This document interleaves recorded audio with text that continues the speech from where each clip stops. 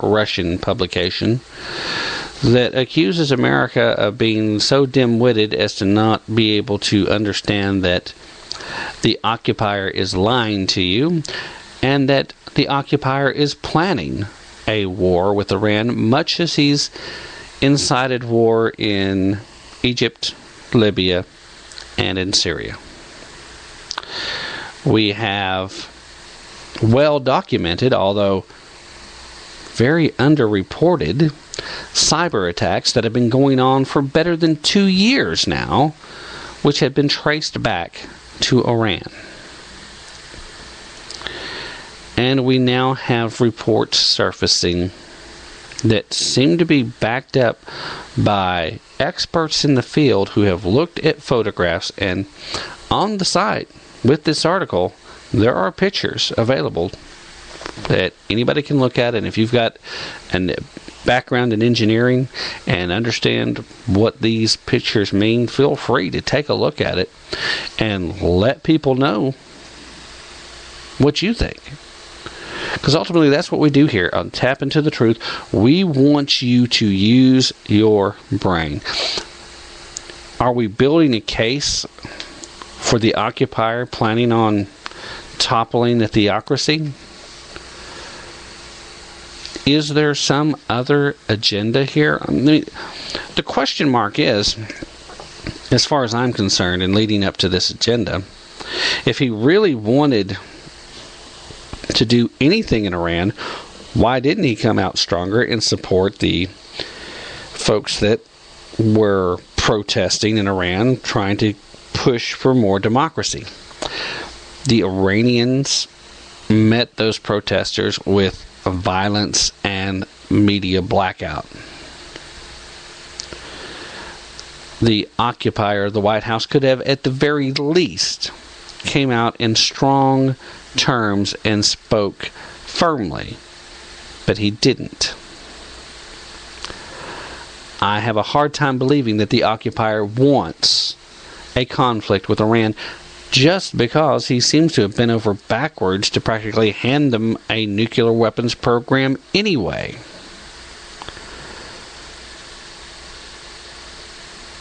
We face the threat of a nuclear Iran, and that is not a joke. It is not an exaggeration. It is something that is real. It is out there. We are looking at it right now as reality. But the Congress is so busy trying to decide what not to do because the other guys might get credit,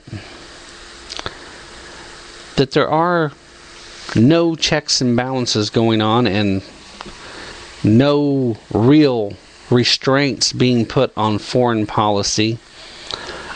And we have someone who's supposed to be the commander-in-chief who wants to put our soldiers in harm's way in dangerous locations and tie their hands behind their back as they do it.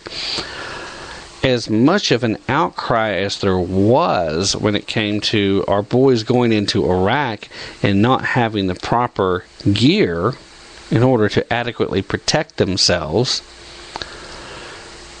giving them too few people to conduct the operations that you're still asking them to do, raises questions. Now, if you want to completely withdraw from these places, how long is it going to be before Afghanistan falls back under the Taliban rule? I mean, hopefully that won't happen. But reasonably, with no American influence in the area, it seems highly likely that the tribal groups will again buddy up with Al-Qaeda. They'll rush back across the Pakistani border, and they'll be in a position to do something about it. They will take Karzai's government out of the picture, and they will reinstate their theocracy. That's the threat that we face if we pull out completely. At least if we do that too soon, too early. I don't want our boys and I don't want our men and women there in the first place. I'm not a warmonger by any means, but I do believe that there are times when the national interest is served by taking aggressive, preemptive action. In this case, we went into Afghanistan to remove the Taliban. It wasn't to go get oil. It wasn't to build an oil pipeline like some of the conspiracy folks I've heard on the left say. It was to remove the Taliban because they were state-sponsoring Al-Qaeda training camps. We were at war. We were supposed to be in a war on terror, which would have been across the board, but instead we just focused on Al-Qaeda and said, well, Al-Qaeda is the ones that attacked us this time, so that's really all we're after. But we went into Afghanistan, we took the Taliban out, we broke it. Now, you walk into any store and they're going to tell you, you broke it, you bought it. It becomes your responsibility. So we have a responsibility, a moral responsibility to the people there, not to let the Taliban garner control again. Because they will not do it in a fair fashion. Even if they get voted back in, the semblances of democracy will quickly disappear. I mean, what's going on in Egypt? We've been watching it unfold.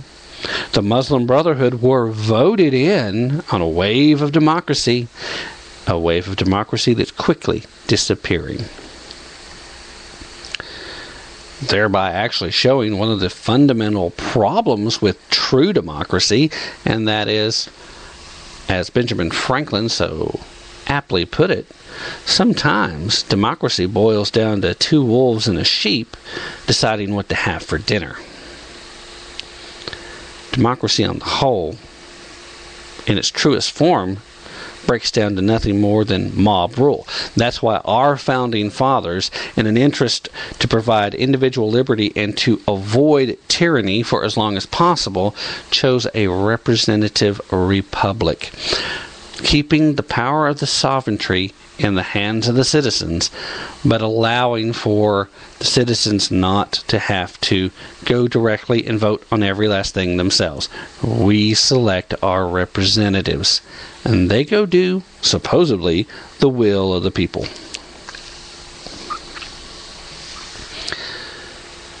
Are we going to go to war with Iran? If we do, I doubt it would be a public war. It would probably be secret and covert. But everything I've seen from the occupier hints to just the opposite, which just leads me to believe if maybe the Russian paper might just be some cover. Here, look over here at the left hand, while the right hand is doing something else completely. I mean, that's possible. But then I'm just extrapolating here based on past behaviors. We have to ask ourselves, do we really trust the current set of leaders we have? Obviously, close to half of us don't. Obviously, close to half of us haven't paid enough attention to care. As long as we're getting our free stuff, right? One of the saddest yet funniest stories that has made its way through the last couple of days is all those Obama supporters who thought he had saved them from the mean old Republicans and all them taxes getting their first paychecks of the year. For those of us who've gotten it, yeah, that update in payroll tax hurts. Now, in all honesty, the rate just went back to where it was 2 years ago, and if you're counting on Social Security, you probably should be glad it's been reinstated, because that's the only thing that funds it. And they don't have enough to fund it as it is. The only reason they reduced it was they thought the Republicans would fight them on it.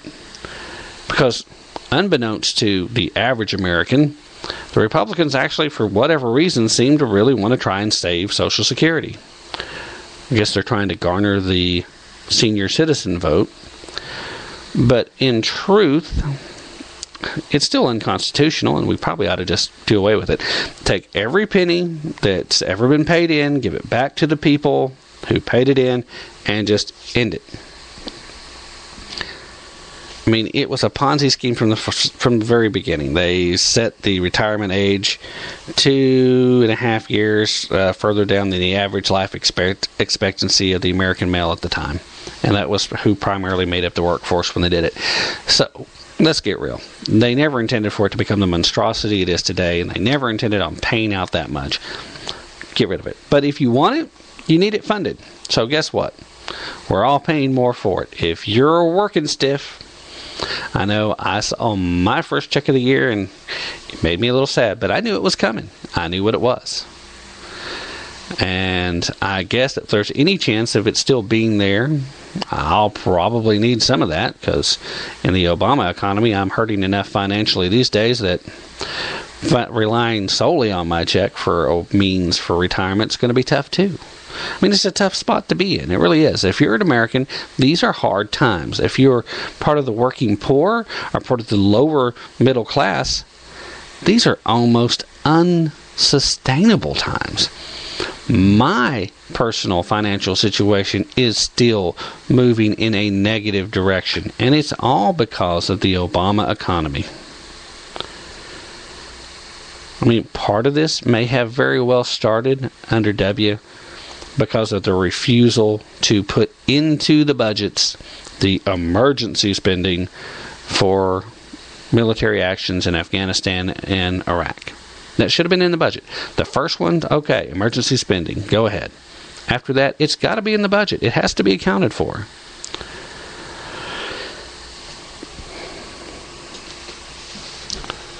Do we trust the leadership? Hopefully, more and more Americans are waking up to the fact that they cannot trust the occupier or any of his people. They'll lecture you on one thing and turn around and do the famous do as I say, not as I do routine when they think you're not looking. Obama, in a matter of political theater, came back from his vacation in Hawaii to hasten the fiscal cliff deal, when Joe Biden actually was the one who did all the, quote, negotiating. And then before it was even finished, after he knew the House had passed it, then he hurries back off to Hawaii, knowing that the bill's coming to his desk, and he signs it by auto pen from Hawaii. Hello, why did we even come back from Hawaii? Because I mean, if he was that important for telling Joe what was on the table and blah blah, he could have done that by phone. Why did we run up the bill an additional $7 million more of taxpayer dollars for his vacation?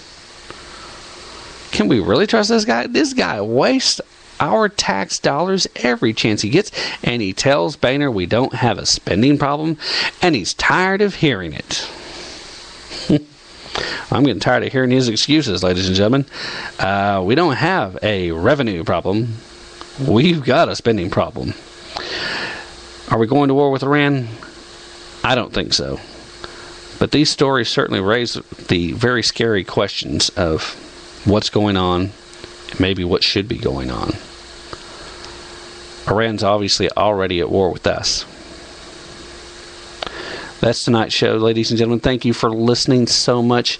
Everybody here at Tap Into the Truth greatly appreciates the listens, and I hope you find it entertaining and enjoyable. Feel free to leave comments, and please tune in to the next episode. I look forward to then. Good night, everybody.